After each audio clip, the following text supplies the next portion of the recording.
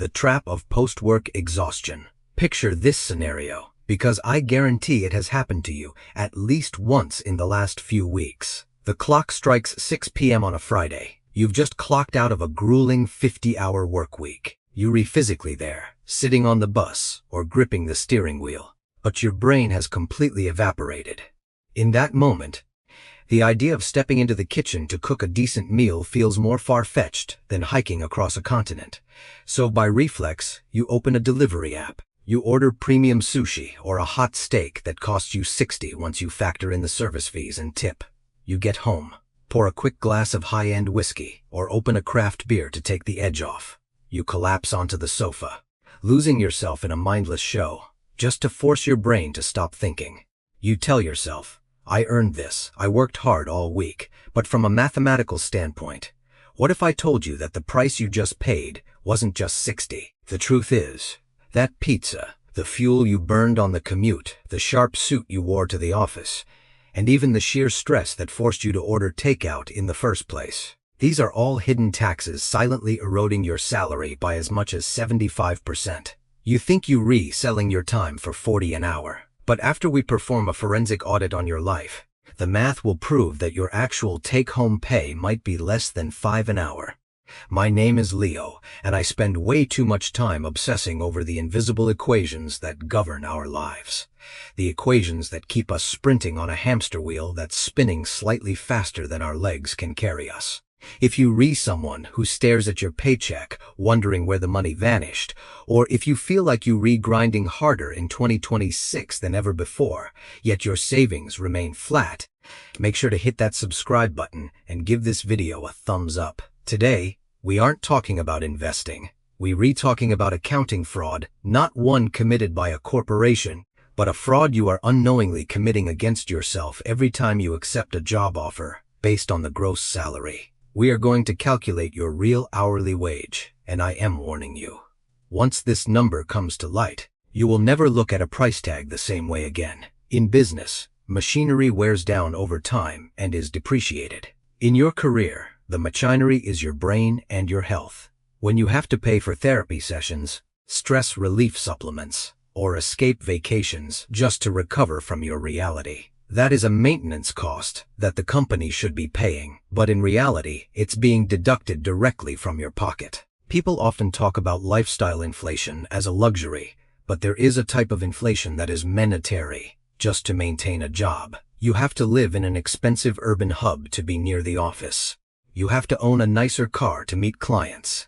These aren't choices, they are operating expenses, OPEX required to keep your personal enterprise running, and they are devouring your net profit. The true nature of the problem: revenue salary versus personal operating expenses. Ever since we leave school, most of us are convinced by a fundamental misconception that our value is entirely quantified by our annual income. Suppose you make $75,000 a year, which is roughly $36 an hour. That number sounds appealing, a source of pride, and theoretically enough to build a solid life. However, applying a business lens, looking only at revenue while ignoring operating costs is the perfect recipe for bankruptcy.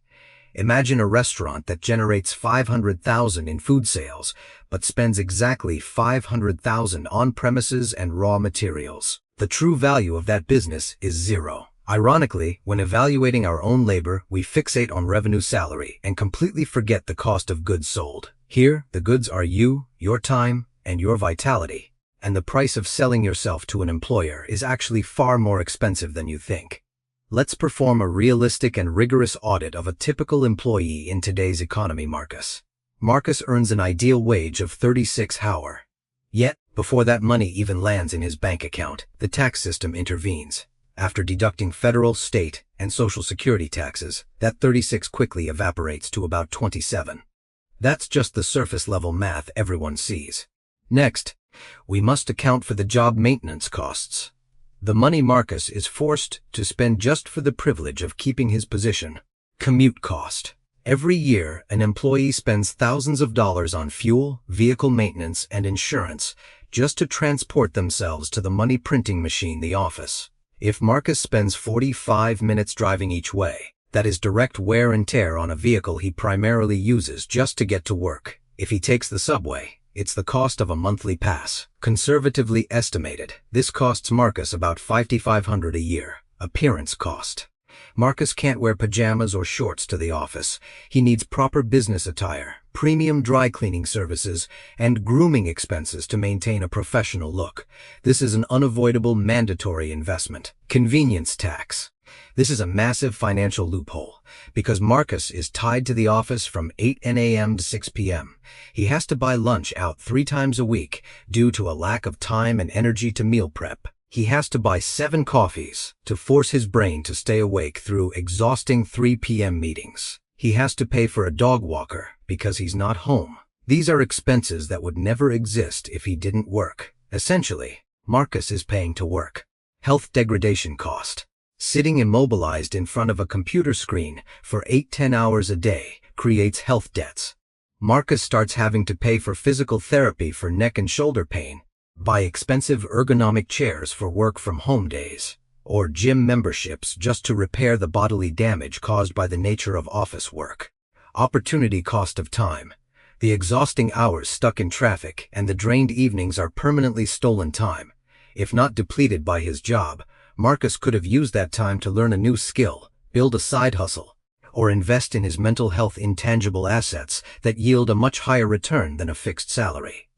Decompression spending. This is the darkest segment of the spending chart. This is the cash flow Marcus throws away to numb the pain and stress brought on by the job. It's the expensive bar tab on a Saturday night, the lavish impulsive vacations booked to escape reality, or pricey therapy sessions. It's the reckless retail therapy to compensate for emptiness. In short, this is the money we spend to heal the psychological trauma caused by the job itself. Conclusion. When you add up all these monetary costs from taxes, vehicle depreciation, clothing, rushed lunches, and medical bills to the receipts for buying relief, Marcus does not take home a full $75,000. After subtracting his own cost of goods sold, his actual net income might just hover around $40,000. The time factor. Invisible labor hours. But we have only solved half of the equation, because salary is essentially a function of money divided by time, and just as we often delude ourselves about the amount of money we make, we drastically underestimate the massive amount of time we have to spend. Human Resources states in the contract that Marcus works 45 hours a week, but that is a systemic lie. Marcus has to wake up at 6 a.m. to shower, shave, and iron his clothes. That is 45 minutes of unpaid labor for the employer. He spends 45 minutes inching through traffic to get to the company, another chunk of unpaid time. He has a 90-minute lunch break, which is theoretically personal time, but in reality, he is held captive in the office vicinity. He can't take a proper nap, he can't go home to take care of his kids, and his mind remains tethered to work.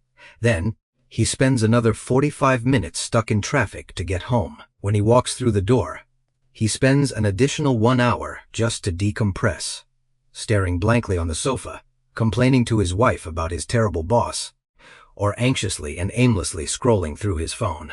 The third shift in the digital era. Time exploitation doesn't stop at the office door. Modern corporate culture's expectation that Marcus must be on standby, answering messages on Slack, Teams, or email at 9 p.m. has completely blurred the boundary between personal life and work. His mind is never truly logged out. All of this is shadow work. It is time that belongs to the job, but never appears on the payroll. If you add up the time spent on grooming, commuting, decompressing, being on digital standby, and invisible worrying, Marcus isn't working 45 hours a week at all. In reality, he is dedicating 65 to 70 hours a week for the privilege of being an employee. Now, let's do the real math, the accurate calculation of his hourly wage. We take that severely depleted net income from the previous section, around $42,000, and divide it by the massive true actual hours of nearly 3,300 hours a year. When you punch these numbers into a calculator, that proud 36-hour wage completely evaporates. Suddenly, Marcus's real income plummets to just about 12 per hour, or even 9 during stressful project phases or in expensive cities. Mathematically speaking, he is making less money than a teenager working part-time at the fast food joint down the street. Because that student only has to walk a few steps to work, wears a provided uniform, and completely leaves all work pressure behind the moment he steps away from the fry station. The long-term income trap consequence. The most devastating consequence of this razor-thin profit margin is that Marcus has no surplus resources left, neither in money nor mental energy, to learn new skills or invest in asset growth. He is stripped of the opportunity for financial freedom and is permanently trapped in the rat race, selling his lifeblood just to maintain the daily grind of working. This is the grand illusion of the working world. You have been lured into a high-churn, ultra-low-margin business model. In that model, you are the product, and you are liquidating yourself at a massive loss.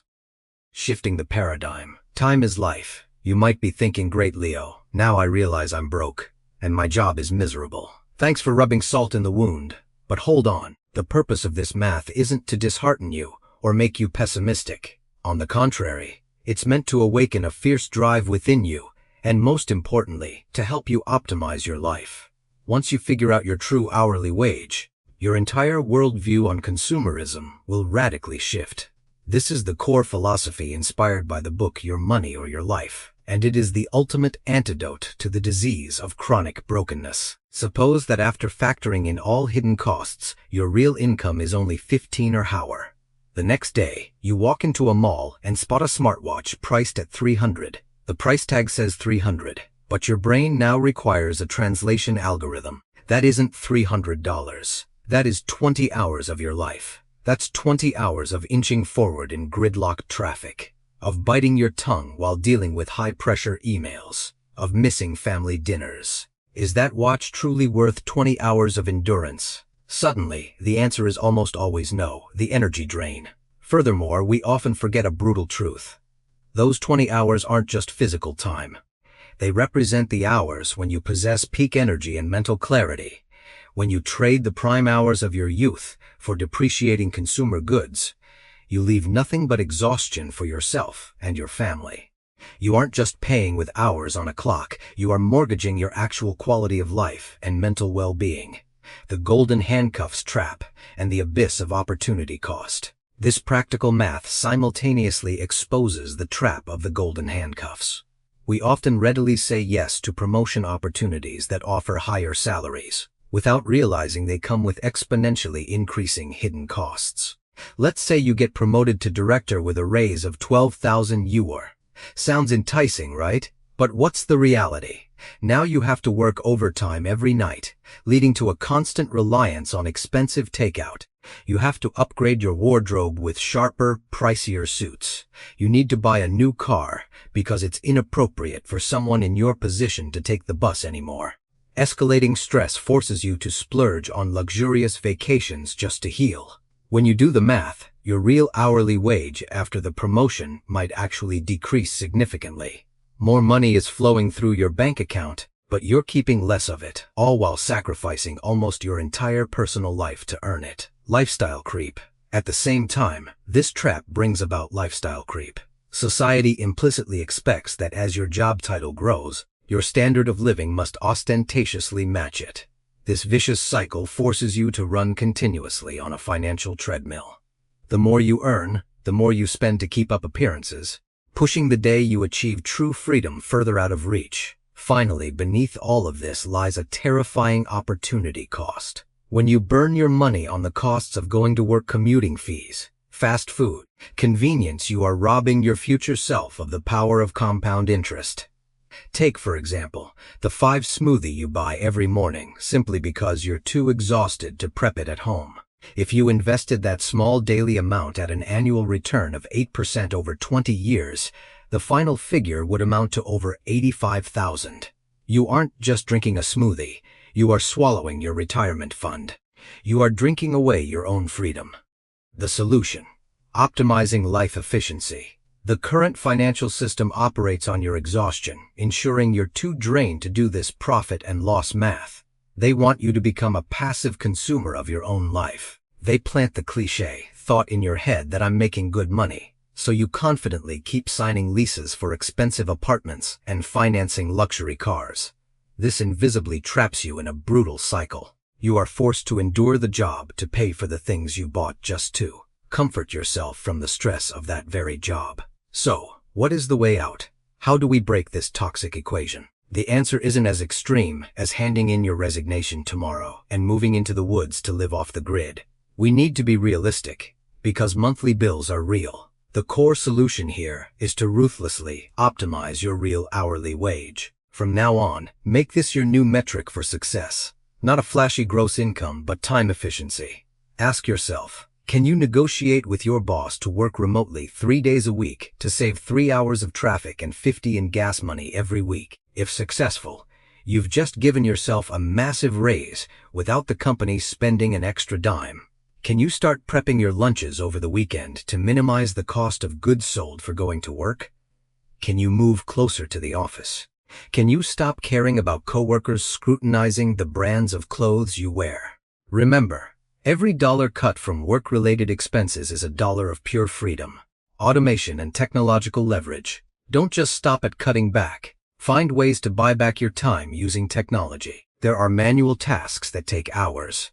But if you're willing to make a small investment in AI tools or automation software, you can complete them in minutes. Freeing yourself from repetitive tasks not only drives your real hourly wage up, but also protects your mind from burnout.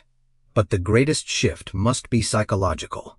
You have to start treating your labor as an independent business. A sharp CEO never blindly chases revenue increases at all costs. They focus on maximizing profit margins. Your life is that business, and your profit margin is the time, health, and money you have left over to truly live as a free human being. If you are bringing in $100,000 a year, but burning through $90,000 and exhausting 70 hours a week to generate it, you are a failing business. You are like a deflating balloon waiting to collapse. But if you make $50,000 a year, spend only $20,000, and work 25 hours a week, you are operating a robust, agile, and highly profitable empire. That is when you are truly winning. This is the moment where bitter epiphany transforms into decisive action. I want you this weekend not on an exhausted Friday night, but on a clear-headed Sunday morning to sit down and face the numbers. Recalculate your commuting costs, subtract your taxes and fees, be absolutely honest about the money you throw away to decompress. Then, divide your net income by the total hours truly stolen by your job. Write that final number on a sticky note and stick it firmly to the front of your credit card. Let's say that number is, my real wage is $12 an hour. The next time you're about to swipe your card for an impulsive purchase, look at that number and ask yourself, am I willing to sacrifice 5 hours of my life just in exchange for this plastic junk? This harsh friction of reality will protect your wallet better than any budgeting app ever could, converting profit margins into assets. Once you've created a surplus by cutting costs, don't let that money sit idle. Treat those funds as diligent employees and send them to work for you by investing in profitable portfolios. Every dollar invested correctly is you buying back your future freedom outright from the hands of your employers. We are living in an era where time has risen to become the ultimate currency. The elite are using money to buy more time, while the majority of society is selling off their time at a deep discount. Don't sell your life short any longer. Audit your life, cut the vampire costs associated with your job, and start widening the gap between your income and expenses. Because that gap is the only place where true freedom can sprout. If this math has given you a wake-up call, send it to an exhausted coworker, slumped at the desk next to you. We are all caught in this same modern trap, but if we know how to grasp the numbers, we can absolutely math our way out of it together.